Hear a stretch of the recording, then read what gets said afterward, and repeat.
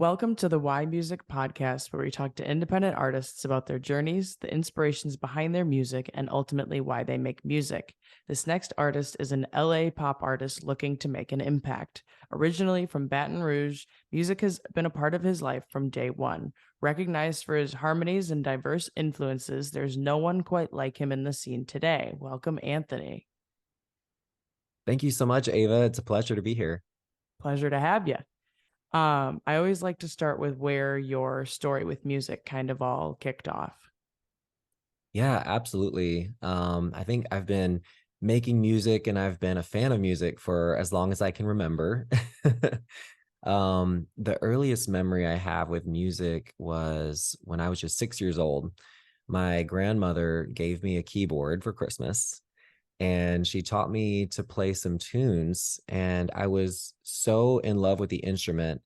I dedicated countless hours to just playing it. I didn't even receive formal training for many years. I learned to play by ear. And ever since then, my love for instrumental music grew. Throughout grade school, I developed skills playing trumpet and cello, as well as piano, and really grew a love of music and film and TV. My first big passion and dream in music actually was to be a composer. I really wanted to compose orchestra music or music for film. And I guess over time that grew and it changed as well to a love of making pop music.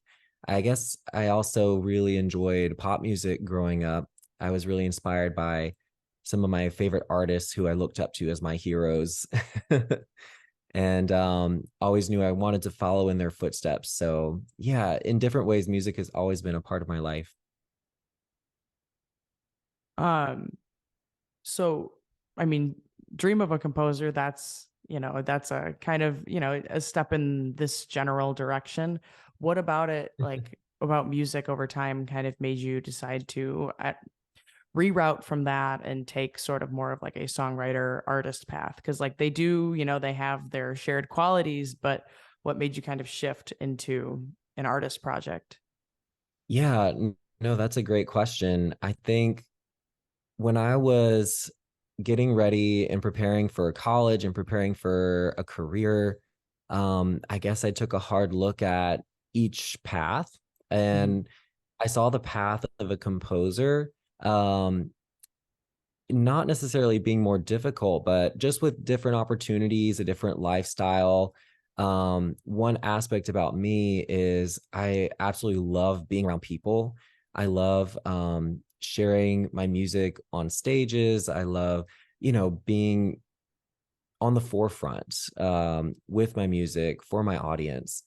And I guess I saw putting effort into pop music as allowing those opportunities to be more engaged with my audience and to be more of a face of my music rather than as a composer kind of staying behind the scenes, not really enabling myself to be on stages with my audience and whatnot.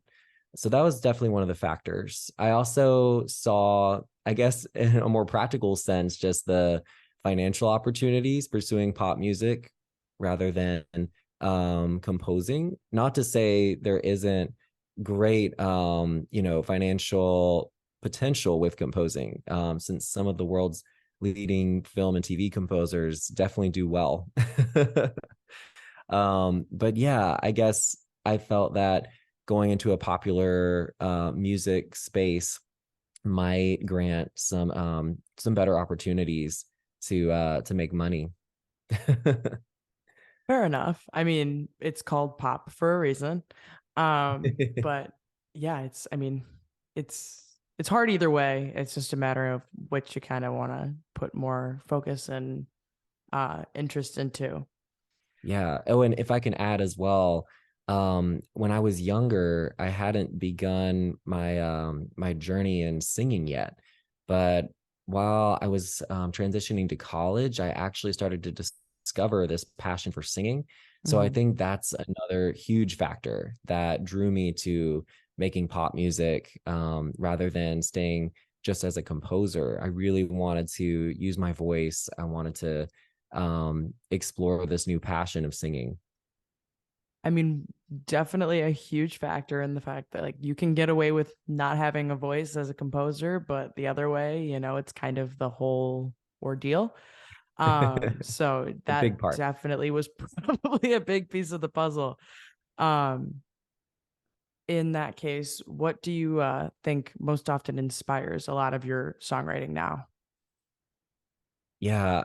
So it's changed over time. When I first started writing and releasing music as Anthony Quaid, my artist project, I was motivated to emulate a lot of the music that I was listening to from some of my favorite artists. Like I said, I consider my favorite artists like my heroes in music who've helped me get through some of the hardest times, but also help to celebrate some of the best times throughout life. And now, as I've matured further into my artist project, I'm looking more and more within myself, actually, for inspiration to share messages, to share lessons and emotions that I feel like have really shaped my life so far. And yeah, just share that with my audience, things that I feel like are so important that I just would love for people to be aware of and to join me in experiencing that. So, yeah, going from looking outward to now looking inward for those themes and yeah, that inspiration. When you compare, I like that you kind of compared looking outward and looking inward. When you compare the two, when it comes to approaching that as like a writing perspective, do you see it in a different way? Like, is that a different sort of approach because of the type of content you're essentially working with? Or is it feel just as natural, like one versus the other? Ooh, I'm loving these questions. Yeah, I would say there's a slightly different method to the approach. In terms of the songwriting process itself, I think most of it is still kind of the same, and we can dig into that a little later on Mm-hmm. if we have time. But yeah, I would say in the past, I used to think more about, oh, like how do I want to present myself to the world? How do I want to present myself to a broader audience? I was thinking about what topics, what themes are being talked about in pop music today, and yeah, what might be something relatable to share. So, for instance, I wrote songs about um, some drama happening in my love life. Would write a lot of songs about boys which have been my muse, my inspiration for a very long time.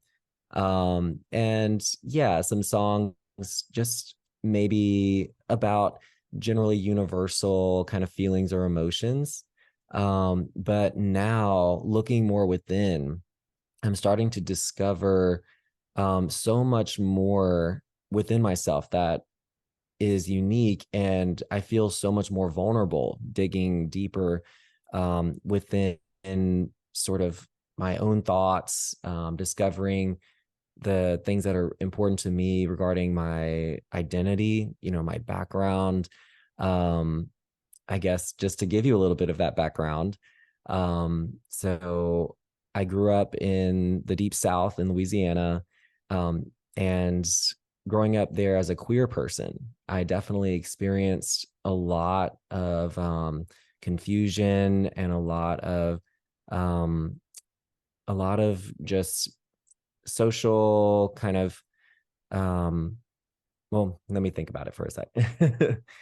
I experienced a lot of confusion, a lot of social tension in the community where I grew up, just being different. And I felt that I had to figure out my own identity and my own path separate from my peers who maybe felt like they kind of had a path set for them. They had an identity that they could adopt right away from the community around us, our society. So yeah, channeling that into my music, I've been able to tap into a more vulnerable place. And the key takeaway is I'm starting to dig deeper now in my songwriting in expressing these experiences, expressing these thoughts from a very vulnerable, very challenging time for myself. And I haven't ever done that in my music before. So it's pretty exciting to share that. Yeah, I mean that I think we grow as people in the same way that we grow as songwriters for those people that, the people that write music. And it's really interesting to see how you develop and change over time as a person shows through in what you're doing creatively and shows through in either something that you're writing or how you're approaching the music in a sonic way or and things like that, and how like even if it was something that happened like several years prior, um that sense of reflection on that and how you kind of painted in a different light than you would have at the time it happened. Hmm. It's always really interesting to just like, because if you watch anybody like over time, your favorite artists, you watch as their careers kind of change, and it's like you can kind of see whether you know them personally or not, like you can kind of see how they've um either like dealt with different things, just transitioned through different things in life, stuff like that. And it's always a really unique experience. Definitely. Yeah. We're all changing, we're all evolving. And yeah, it's exciting to explore that through music.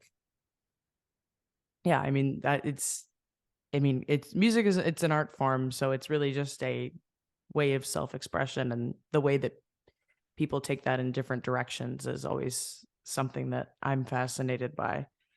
Um, Hmm. if you had to create a new genre around your style of music, what would you call Ooh, again, I love this question. it? So I'm taking my artist project into a slightly new direction going Mm. forward. And the genre I'd like to create is queer punk rock. Ooh. Or yeah, queer punk pop. Just to tie in sort of my pop background. But yeah, growing up, I listened to a lot of rock music. Again, in Louisiana, it was very popular. And my parents actually were low key rockers, listening to bands like Blink 182, AC/DC, Metallica, Linkin Park. I grew up listening to these bands from my parents. And yeah, I didn't realize until recently just how big of an impact it's had on my musical tastes and my style. I'd say as a pop vocalist, I've always felt it within me, the influences of my rock background. And I feel like I want to explore more of that side of me in my music going forward. And that ties in really well with the themes of the new EP project that I'm working on, which is specifically focusing on my experiences as a queer person struggling with accepting myself, discovering my identity, and just celebrating all forms of love. There's definitely a lot of angst and a lot of, I guess, internal drama happening within these topics as I'm writing the songs. And I think punk rock really lends itself well to expressing that angst and that frustration. Yeah, just in a different way. I think it lends itself super well.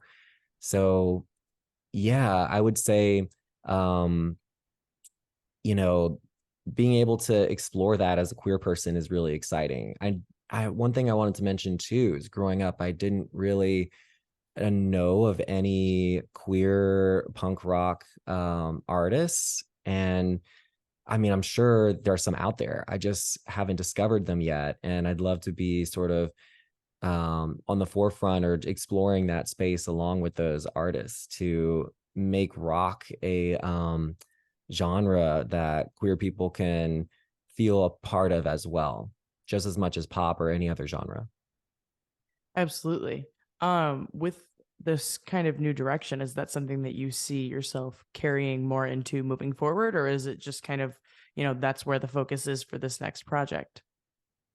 I don't know yet. That's a good question. It It's too could far in the be, future to know.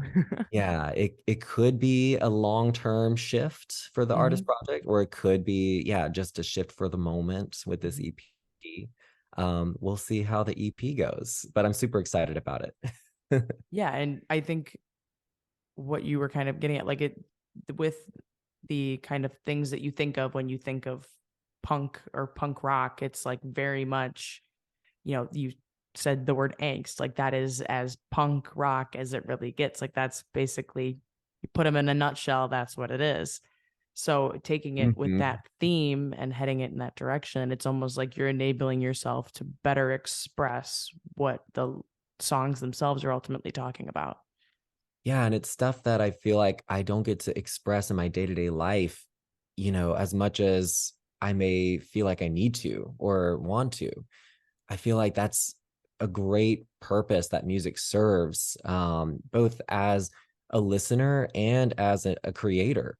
Getting to channel these thoughts or these feelings into a space that is safe to express that, without necessarily, you know, putting yourself out there in a way that might negatively impact others, and it's a safe space where there's no judgment.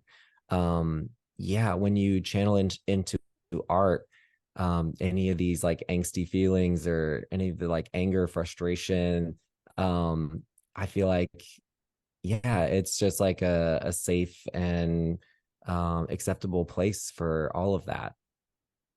No, 100%. That's what music's all about, you know? It's what we're here Yeah, to do. super good. Is there a release or a song that you've written that you think best embodies who you are as an artist? Ooh, yes. Right now, I haven't finished recording the record yet, Hmm. but I've written a song which will be on this new EP called "Do I Scare You?" That's the title. And I think it really embodies who I am as an artist right now because it tackles, um, again, these feelings of discovering my identity and accepting myself in the face of opposition, in the face of misunderstanding. And it's sort of a direct message to anyone who maybe doesn't understand queer people or doesn't understand sexuality, Hmm. um, to take a hard look and put, I guess it's asking the listener to put themselves in my shoes or the shoes of any queer person, and to ask themselves, you know, are we really such a threat? Are we really um, inherently wrong? Or are we inherently monsters or freaks, who don't belong in this world or don't have a place in our society? And it's a very angsty song, as you can imagine. um, I love it because it allows me to again express things in the music that I might not be able to express vocally on a day-to-day basis, but there are thoughts and feelings that I've held within me for a very long time. And it's not an attack, it's not a you know, angry, negative type of song. Really, like I said, I think it's just calling into question some misconceptions about the queer community or queer people. And it's allowing people to pause and think from the perspective of the queer community,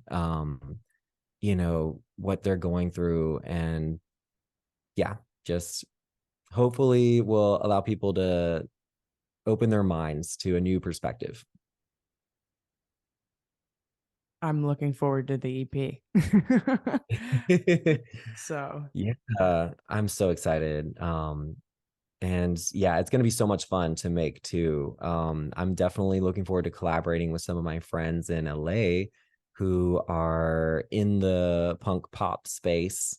I'm collaborating with some other queer writers and queer producers for the project. So I want to build a community around it. It's always been a dream of mine to work with like a team of like-minded people and also create a safe space around the project for um, the queer community in my local area.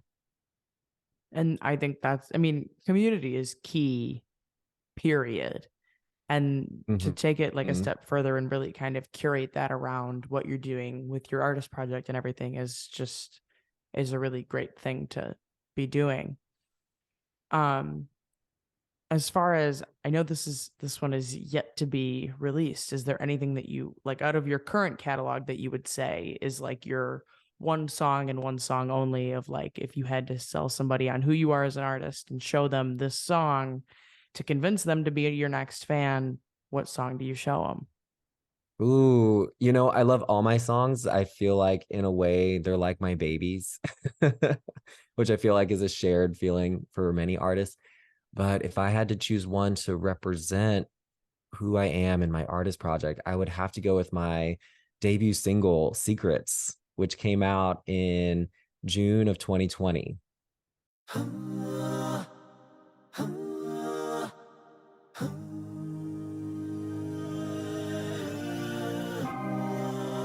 No, I'm not the boy that you're thinking. There's a world in me that's been waiting. Sweat on my brow, facing the crowd. No, if I don't, I'll regret it. Head in the clouds, yeah, they got doubts, but the one thing they forget is I've got secrets, miracles hid from the surface, magic inside and a feeling rising within, rushing like wind under my skin. I've got secrets. I feel like this song embodies who I am on so many levels because it's just a self empowerment anthem you know, to recognize your inner strength and to, I guess, profess to the world your willingness to persevere in the face of adversity, no matter what that is, to celebrate yourself, to identify all the potential and all the amazing qualities within you that people may not realize, or you yourself may not even realize yet. So, all in all, it's just an empowering, feel good anthem to celebrate you no matter who you are. What's interesting about the answer you gave to that and the answer you gave to the question originally is like it feels very much like they're talking about the same things just from different sort of perspectives and feelings. Like the song you're working on for the EP is very much from an angsty perspective of like understand what I'm talking about and like speaking to an outside sort of direction. And then the Hmm. for the debut single is more of just like that uplift and that sort of like just enjoy who you are regardless of what exactly that looks like. It's really because it's I mean it's I think as songwriters we don't always realize it, but sometimes we write about a lot of the same things just from different perspectives, and that's kind of a perfect example of that. Right. It's like same message, different packaging, different different song, same thing. Um, yeah, no, 100%. You're absolutely right. Like as songwriters and as people, I think there are sort of underlying themes across our lives that may evolve and we may sort of, alter our understanding of these topics as we grow. But yeah, I would say that's one of the most important like underlying themes of my life and also for my artistry is yeah, that theme of accepting yourself and loving yourself and not being afraid to share your authentic self with the outside world. And the reason I think why that's been so important to me is, I mean, I definitely haven't always felt confident about who I am. I think it comes from the background of, growing up queer in a conservative community, where I didn't feel free to really be myself. I felt like I had to be someone else to be accepted and to belong and to find love.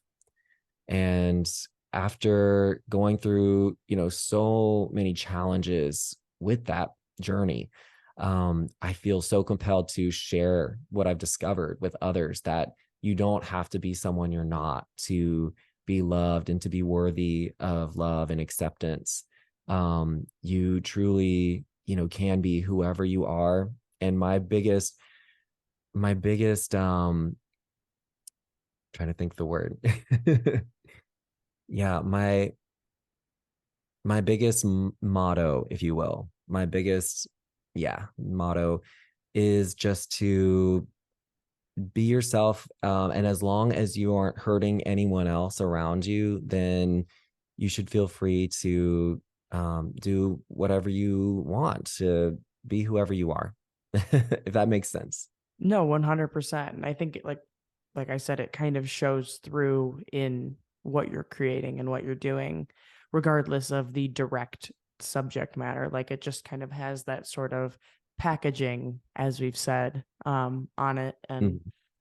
which, not a bad packaging to have, it's, you want to be spreading the good vibes, right? Absolutely. Yeah, no, I feel like within me, my personality is very optimistic, very hopeful, very positive. I love to uplift people and I love to make people feel good. Like as an entertainer, I feel like that's sort of the natural instinct, is to make people feel good, give people a good time.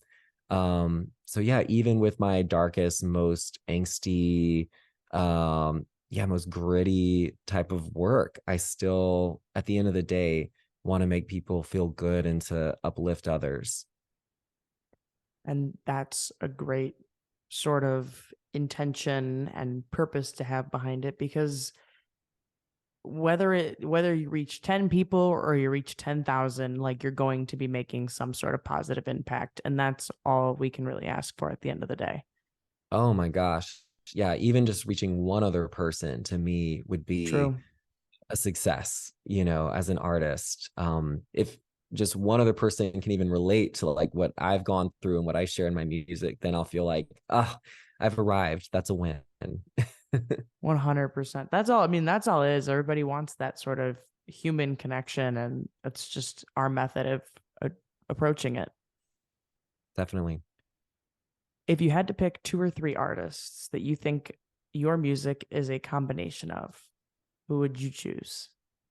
Oh, I have to go with Sam Smith for sure. I've always been inspired by their work and I identify so much with their perspective. I think they push boundaries in music that excite me and that light a fire within me. So definitely Sam. Demi Lovato as well has been consistently on the top of my list of favorite artists. And I love the pop punk direction that she's taken with her own artist project in recent times, like since last year. Her sound has shifted into that pop punk space that I absolutely adore, and I'm striving for that with my EP. And then I also have to include my absolute favorite, my queen, Ariana Grande. She's my favorite vocalist. Um, Out of so many incredibly talented artists and vocalists that I look up to, she's always been sort of on the top for me as just being insanely gifted. She inspires me so much, not only with my vocals and my performances, but also with the way that she arranges her vocals in her recordings, in her records. I think she's a genius with vocal layering, with harmonies, as well as with embellishments with her ad libs. yeah, I my vocal style definitely is influenced very heavily by Ariana. I think from what I know of your music, those kind of add up pretty well. You can sense where I'm coming from a little bit. Yeah. I get where those Yeah. answers are derived from for sure. Yeah, there's so many others though, like Lady Gaga has inspired me ever since high school with Just Dance. Lizzo has been inspiring me so much with her themes of self-love and just being unapologetically herself and just infusing her personality and attitude into every record, every video, every project. I aspire to be as bold and as fearless as Lizzo. Yeah, so many others. I mean that's what's challenging about that question, and is it's not like, oh, how do I come up with three? It's like, how do I pick three out of like these like Mm, dozens of artists that I could name? I've tried yeah. answering it myself, and my answer changes every time. So, What would your answer be? I have to know. oh, I don't. I always put the script in the mix.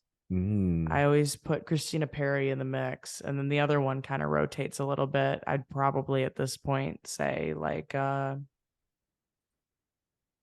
what was the one I had? I had a good one the other day, and now I can't think of it. I don't Well, know. See. I don't even know. I don't even know what my third one would be.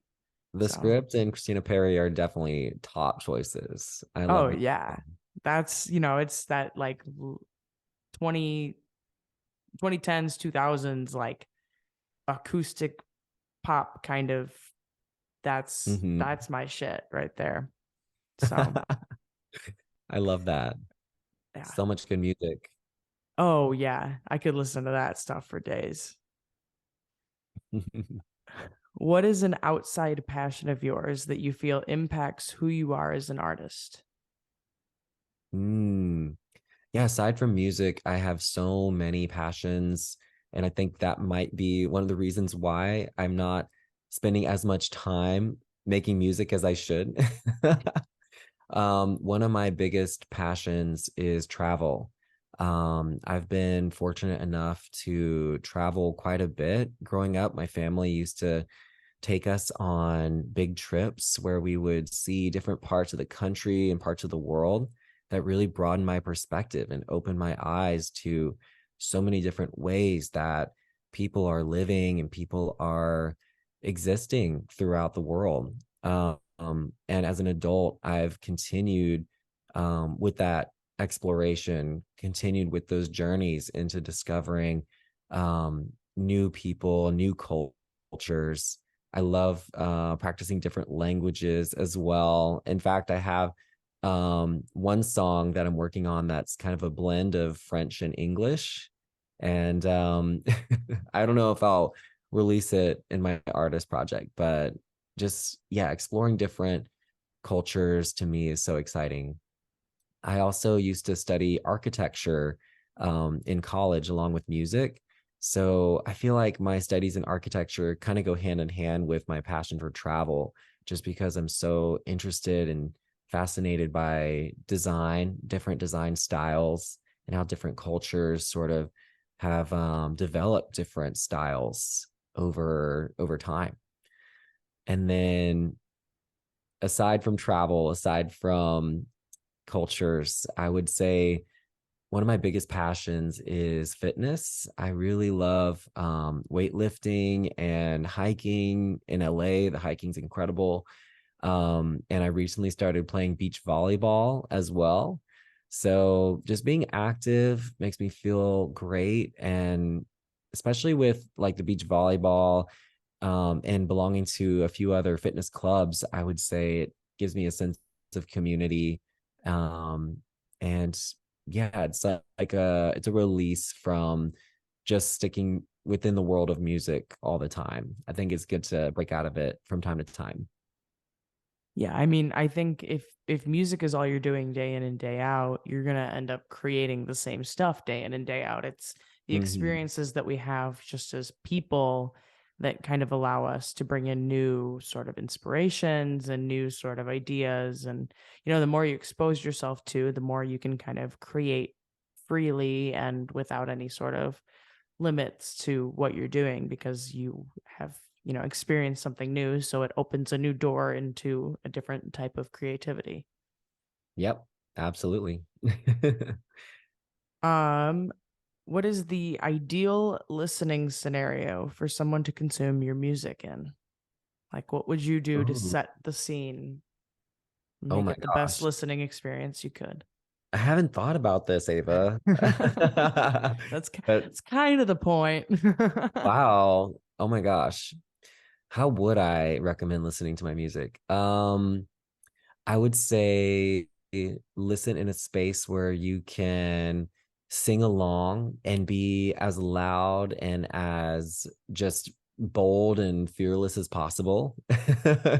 Since that's how I love to listen to a lot of music. I love to be able to just shout and belt and sing out. Maybe like in the car while I'm driving. I love to sing in the car, sing in the shower. But trying to think, um, I would say my music is also something that you can enjoy just in a quiet space, maybe with the lights off in your room, and put the record on and just be lost in the production, lost in the lyrics. Sometimes I enjoy music that way as well from some of my favorite artists, just really focusing in and connecting with them because on the other end of that record was the artist behind the microphone in the studio, um, crafting each of those lines, crafting that performance, and the whole team in the studio behind the record as well, making that vision come to life. I really love to tap into that. So you can maybe pick up on some things and hear that within my records as well. Yeah, it's always, as artists, it kind of puts an interesting perspective on the consumption of music because you can't you can't really turn that part of your brain off and just be like a casual listener. Like, you're going to think about it and look at it in the ways of like, oh, there's got these different instrumental things going on, or they did this with their voice, or like this section is different than this section and stuff like that. It's like Mm, you can kind of set the scene to really enable yourself to listen to that. So that yeah. definitely. And I love when I listen to a record over and over. I love when I can find new things that I didn't hear before each Hmm. time, things maybe tucked into the background, like, ad lib parts, or like harmony parts that I didn't realize were there until the fourth or fifth listen Hmm. or even more. Yeah, there's I some of my favorite artists that I've listened to plenty of times. It's like I didn't even know that was going on this whole time. You're trying to tell me that was there the first time I listened? Right. It's Like like, how what? yeah, it's like, since when did they add this part? Like, this wasn't there last time. It's Right. crazy because Oh you my can't pick up on gosh. everything at once. It's like when you watch one of those Mhm.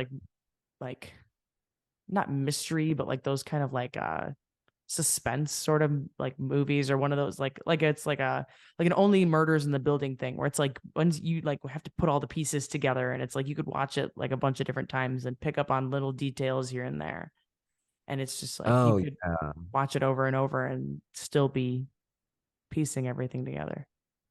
Yeah, I feel like every time I finish watching a mystery movie or a mystery show, I have to Hmm. immediately go back to the beginning and rewatch it because I'm like, I have to pick up on all the clues, Oh, right.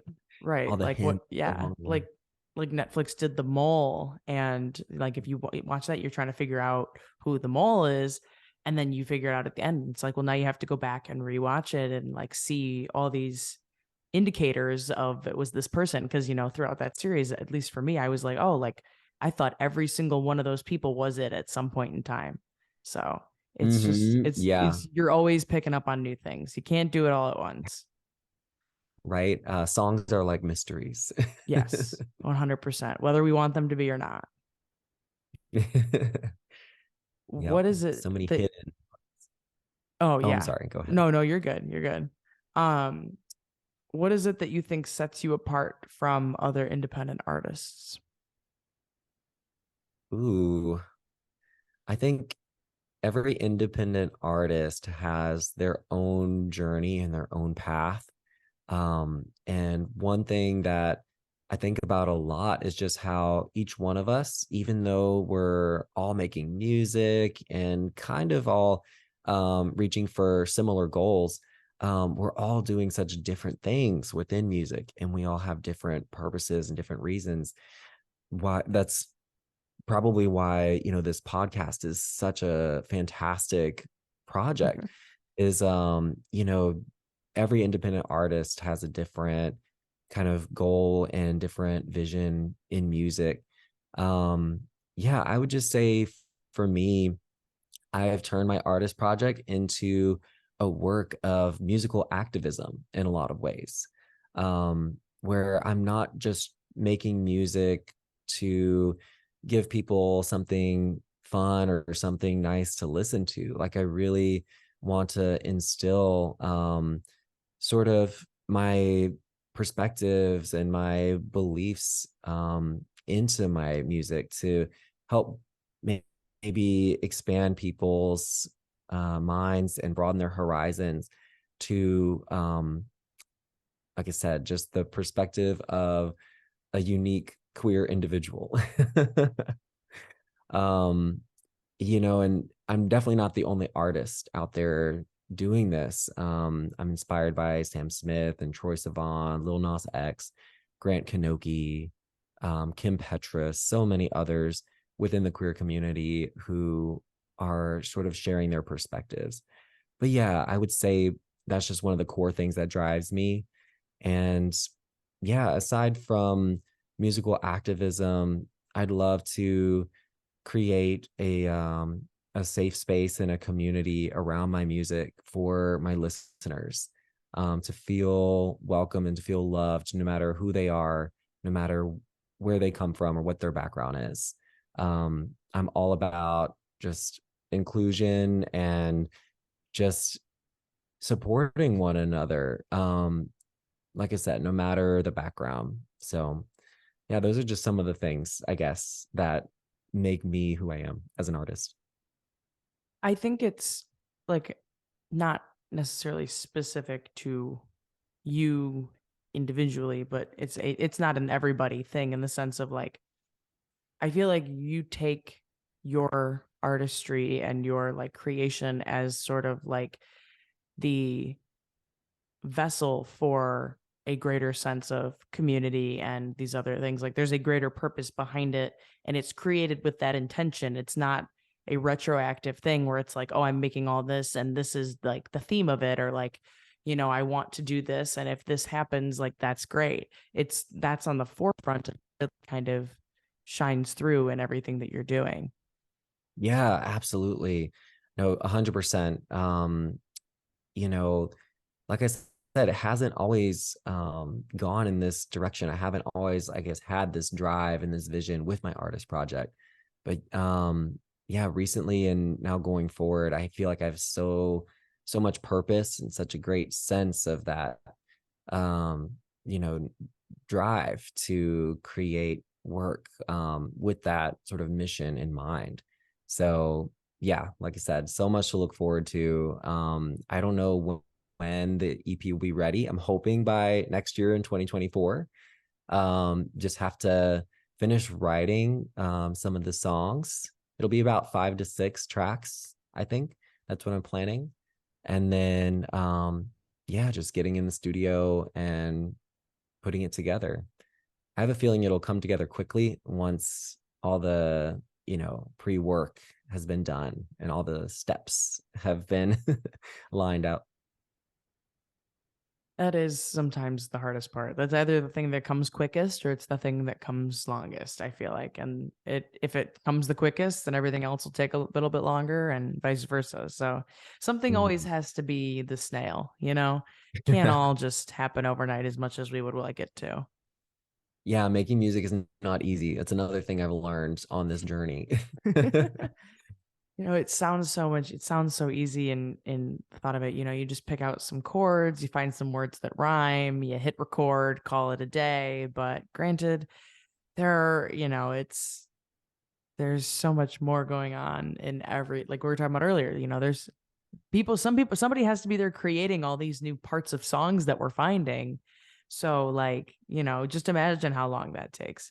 Think about how long it takes to just figure out that it's there. Imagine how long it took to create that. It's crazy. My gosh. Yeah. And it's like maybe it could be that simple, but Mhm. I feel like as artists, we care so much about the work that we make. We care Mhm. so much about what we put out there for our audience, and we want it to be so meaningful. I think that Mhm. might be what takes the longest time, is really taking the time with each step in the songwriting and the song recording process to make sure it's all aligned with the vision, and we instill so much meaning into every step along the way. Mhm. So at least that's how I approach it. And I mean, even though it takes longer, I think it's so worth it. So worth it.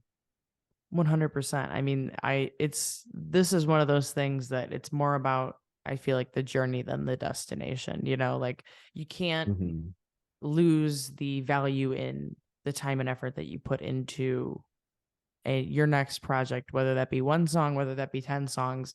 If it doesn't perform well in the back end, like that, you can't, oh, none of it was like worth it, or it wasn't as great of an experience as, you can't let that factor in. You have to really be able to look at it as a sense of like self-expression, as a sense of exuded like creativity and stuff like that. It's about the process, because if it wasn't about the process, a lot of us wouldn't be doing it. 100%. Yeah. In fact, I think the process is one of the most enjoyable things. I consider myself, and I tell this to my other friends in music, I am just a I am a shameless studio rat. I love being in the studio. I love the process of creating a new song. I love like all the steps of putting it together. And then, yeah, getting to share it to me is like the cherry on top. But yeah, the process of creating it, that for me is like the main meal. Yeah, I mean, if you don't get enjoyment out of step 1, how are you going to get enjoyment out of step 20? you know Mhm. It's like that first, you have to enjoy that first initial bit of it if you want to be willing to continue forward. You don't play to level 100 of a game you don't like. Absolutely. I love that metaphor. Simple as that. Think about That's a it. lyric right there. I'll have to hold on to that one. Yeah, definitely hold on to that one. What I think we've kind of touched on this a little bit, but it's a question, so we're asking it anyway. What impact do you want to have?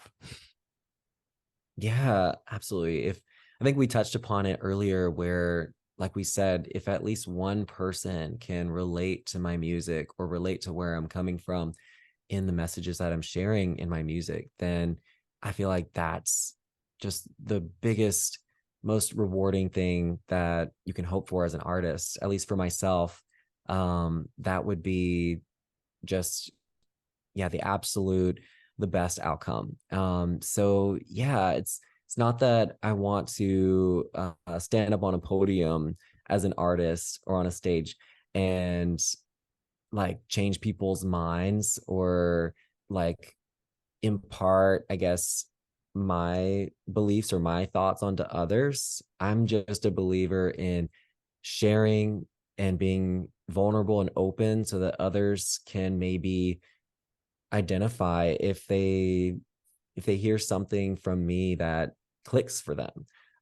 They can know that, hey, they're not alone, and that um maybe there is room for them as well on the stage, if they've never heard an artist express things like the way that I express them. So yeah, I'm a big believer in having every artist be able to share their, intimate thoughts, share their unique perspectives for everyone, just to open the stage up to so many different possibilities and perspectives.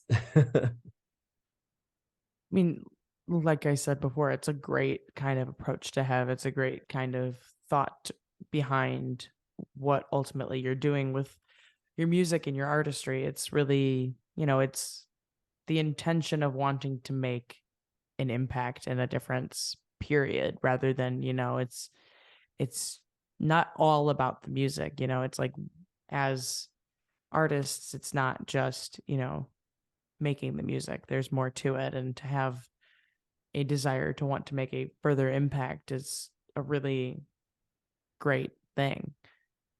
It's, Yeah. you want to be able to do more than just create music. You want that to have an impact in itself, and you want, by being the person that's creating that music, you want to be able to have that impact as an individual as well. Hmm. Yeah. And, just being free to share some of my experiences, like, experiences with dating within the queer community, dating using online dating apps, how, challenging and how difficult that can be, not just for queer people, but just our generation in general. And just also finding, the strength and the courage within to accept yourself and love yourself, even when maybe your community and your friends and family around you um maybe don't accept the inherent qualities that make you you, some things that are out of your control. um you know just feeling free and wanting to be able to embrace yourself for those things that are out of your control. I feel like that's a big part of what I want to share in my music. That's sort of one of the biggest things that drives me. And like I said, that's a great perspective to have. It's a great kind of intention to have, and it definitely is something that can set you apart amongst the however many independent artists there are out there, which Millions. is a big number. It's a Yeah, big number. Whatever that number is, it's big. which is great because oh my gosh, I want to hear it all, Yeah. all the beautiful work that's being shared. Hmm. Um yeah, it's all wonderful. If only there were so many hours in the day. Right? I need the whole rest of my life blocked out for Yeah. all this art. Yeah. Just my calendar is blocked off indefinitely. So. Yep. Just keep the mic rolling, Ava. Don't stop the interviews. I think that brings us to the final question, which is ultimately the concept behind the podcast, which is why music? Yeah. Well, summing it all up, I would say music for me has always given me an opportunity to be myself and to discover myself, even when I felt lost, even when I was challenged in life, by people and by my circumstances. I always felt like I could turn to music in the best of times and in the worst of times to help me get through challenges or celebrate some of the high points in life. So, yeah, I would say following in the footsteps of my favorite artists and my heroes in music, I'd love to just continue in that tradition of creating art in the form of music to, express myself, as use it as an outlet, as well as to share my thoughts and share a part of my life with the world. And yeah, just have fun along the way. I don't think there's really anything I should say after that. I think that's kind of a great place to finish. That was a great closing Boom, statement. mic drop. No, that was a Well, that was a great final answer for sure. well, thank you so much again for having me, Ava. This has been such a pleasure chatting with you. And like I said, such an honor to be featured on your podcast. I'm such a fan. Well, thank you, and thank you for being a guest, and thank you for the conversation. I think that brings us to the end of the Why Music podcast. Check back again next week for another conversation with another independent artist. Thanks for listening.